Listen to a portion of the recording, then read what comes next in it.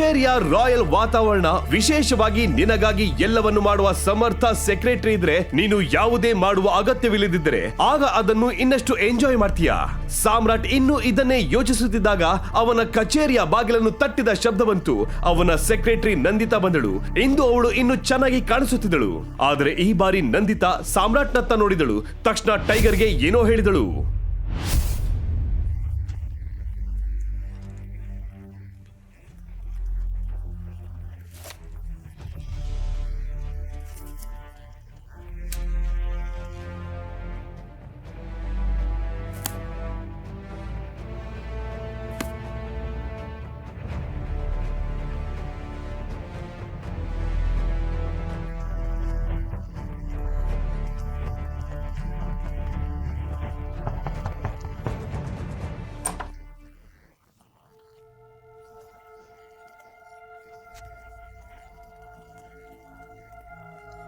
Tiger, Singh ಕುಟುಂಬವು BT group ಜೊತೆ ಪಾಲುದಾರಿಕೆಯ ವಿಷಯಕ್ಕೆ ಒಬ್ಬರನ್ನ ಕಳಿಸಿದೆ.